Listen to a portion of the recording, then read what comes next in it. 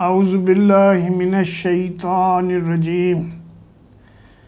बिस्मिल्लाहिर्रहमानिर्रहीम। व इज़ इस्तस्क़ा मूसा लिक़ौमिही फ़क़ुल नज़रिब बिअसाकल हजर फ़नफ़जरत मिन्हु इस्नता अशरता ऐनन क़द अलिम कुल्लु उनासिन मशरबहुम कुलू वशरबू मिन रिज़्क़िल्लाहि वला तअसौ फ़िल अर्ज़ि मुफ़सिदीन। शुरू अल्लाह के नाम से जो बहुत मेहरबान और निहायत रहम करने वाला है। याद करो वो वक्त जब मूसा ने अपनी कौम के लिए पानी की दुआ की और हमने उसे हुक्म दिया कि फ़लाँ चट्टान पर अपना असा मारो।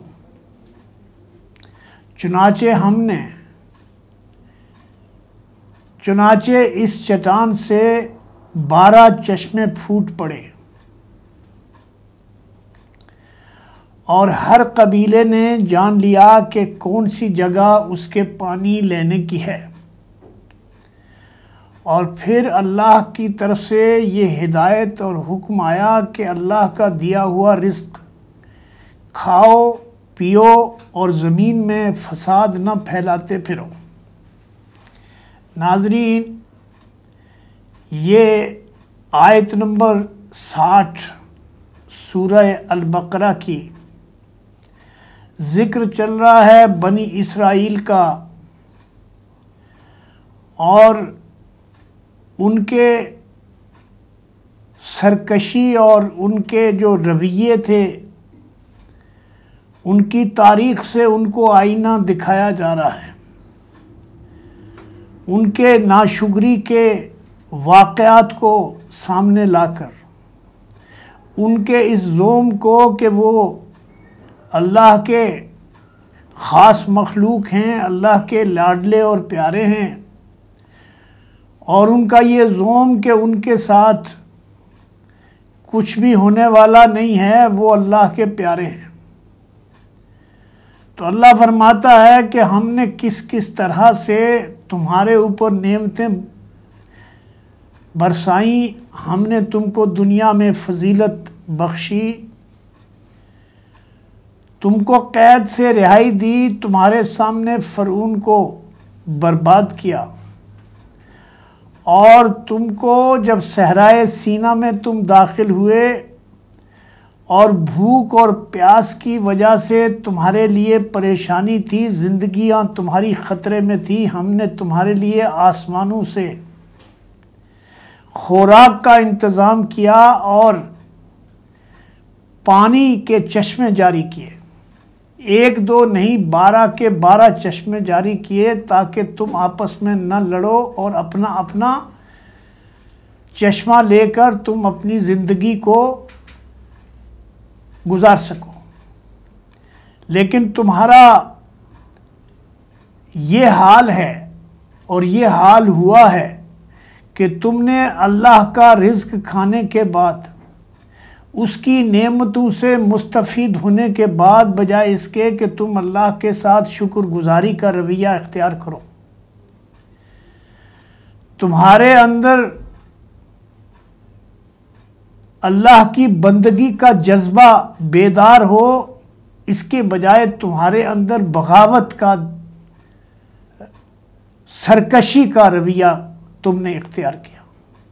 हर बार अल्लाह तबारक व तआला ने तुम्हारे जराइम को, एक के बाद एक जराइम को, पैगंबरों के अहकामात को न मानने को, और कितनी चीज़ें हैं जिसको दरगुजर किया, तुम्हें माफ़ किया और कहा कि मेरी इन नेमतों से फ़ायदा उठाओ, खाओ पियो, अल्लाह का दिया हुआ रिज़्क़ है, लेकिन ज़मीन में अल्लाह के बंदे बनकर रहो, उसके साथ उसकी मखलूक को शरीक न बनाओ। तकब्बुर से दुनिया में अपने आप को, अपनी बड़ाई का जो ज़ोम है इसमें न पड़ो। फिर फरमाया वाइज़ कुल्तुम या मूसा लन नस्बिरा अला तामिम वाहिदिन फदउ लना रब्बका युखरिज लना मिम्मा तुंबितुल अर्दु मिन बकलिहा व क़िस्साइहा व फूमिहा व अदसिहा व बसलिहा क़ाला तस्तब्दिलून अल्लज़ीना हुवा अदना बिल्लज़ी हुवा खैर इहबितू मिस्रन फ़इन्ना लकुम मा सालतुम व ज़ुरिबत अलैहिमुज़्ज़िल्लतु वल मस्कनतु व बाऊ बिग़ज़बिन मिनल्लाहि ज़ालिका बिअन्नहुम कानू यकफ़ुरून बिआयातिल्लाहि व यक़्तुलून अन्नबिय्यीना बग़ैरिल हक़्क़ि ज़ालिका बिमा असव व कानू यअतदून। और फरमाया याद करो जब तुमने कहा मूसा से कि मूसा ये जो आसमानों से हमारे लिए जो रिज़्क़ नाजिल हो रहा है ये एक ही तरह का है, इसका जायका, और हमसे ये एक तरह का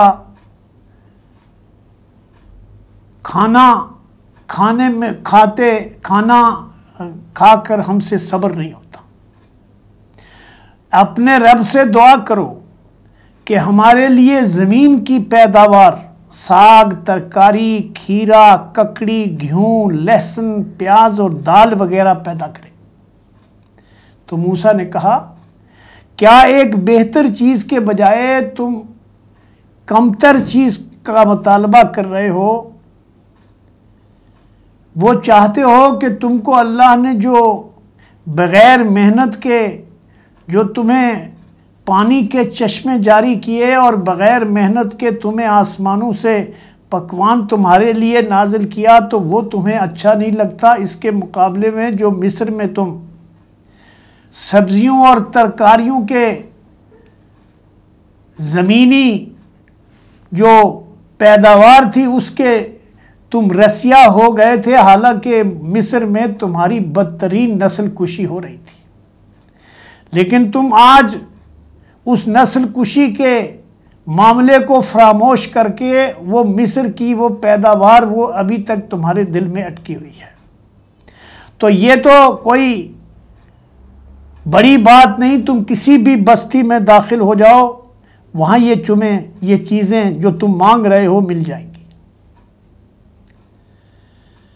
आखिरकार नौबत यहाँ तक पहुँची कि ज़िल्लत और ख्वारी, पस्ती और बदहाली उन पर मुसल्लत हो गई और अल्लाह के गज़ब में घिर गए। नतीजा ये था कि वो अल्लाह की आयत का, ये नतीजा था इस बात का कि वो अल्लाह की आयत का इनकार करते थे और पैगंबरों की नाफरमानी करते थे। अल्लाह की आयतों का इनकार और पैगंबरों की नाफरमानी करते थे। न सिर्फ नाफरमानी करते थे बल्कि पैगंबरों को कत्ल तक भी करते थे। जैसे ज़करिया अलैहिस्सलाम ने को इन्होंने कत्ल किया, याह्या अलैहिस्सलाम को कत्ल किया। ज़ालिका बिमा असव्वा कानू यअतदून। और ये इसका नतीजा था उनकी उन नाफरमानियों का और इस बात का कि वो अल्लाह की मुकर्रर करदा हुदूद को से निकल जाते थे। इसके बावजूद कि अल्लाह तबारक व तआला इनके ऊपर मेहरबान था, इनकी पूरी नस्ल की हिफाजत की, इनको दुनिया में फजीलत अता की, इनको एक के बाद एक पैगंबर इनके अंदर नाजिल किया और जो इनकी हिदायत का पैगाम लेकर आया। लेकिन ये बनी इसराइल हैं जिन्होंने अल्लाह से बगावत को, अल्लाह की नेमतों का नाशुक्री करते हुए अल्लाह के रास्ते को छोड़कर इब्लीस के रास्ते को अपनाया और इस ज़ोम में और इस तकब्बुर में मुब्तला हो गए, जो शैतान की फितरत है, जो इब्लीस की फितरत है कि वो तकब्बुर करता है, वो गुरूर में मुब्तला होता है, वो अपनी बरतरी को अपने लिए बहुत बड़ी बात समझता है। और अल्लाह तबारक व तआला फरमाता है कि इस तरह हमने बनी इसराइल को जो सहराए तैया में 40 साल तक उनको फिर भटकने में छोड़ दिया और मूसा अलैहिस्सलाम ने दुआ की, परवरदिगार मैंने इनको हर तरह से समझाने की कोशिश की लेकिन ये बाज नहीं आए, इनकी जो फितरत है वो इस तरह से। तो अल्लाह फरमाता है कि हमने फिर इनको जलील व ख्वार कर दिया, इनको पस्तियों में धकेल दिया और फिर इनको सारी दुनिया में जलील व ख्वार कर दिया। और यही तरीक़ा है अल्लाह तबारक व तआला का कि वो कौमों को इज़्ज़त देता है, उनके फजीलत देता है, उनको अपनी नेमतों से नवाजता है, लेकिन जब वो अल्लाह की नाफरमानी करती हैं, सरकशी करती हैं, अल्लाह के साथ अल्लाह की मखलूक को शरीक करती हैं, तो फिर अल्लाह का गज़ब उनके ऊपर नाजिल होता है। और ये बताया गया कि ये बनी इसराइल जो ज़ौम में हैं, अगर इनके मुकाबले में ये जो मुसलमान उम्मत है ये भी अगर ऐसा करेगी तो इसके साथ भी ऐसा ही होगा जैसा बनी इसराइल के साथ हुआ। तो इससे अल्लाह ताला से दुआ कीजिए कि अल्लाह ताला हमें बनी इसराइल के अंजाम से सबक सीखने और अल्लाह की बात पर चलने और अल्लाह के आखिरी रसूल की हिदायत के मुताबिक ज़िंदगियों को उस्तवार करने और अपने मामलात को दुरुस्त करने की तौफीक अता फरमाया। कुलु कौली हाज़ा अस्तग़फिरुल्लाह व लकुम व साइरिल मुमिनीन।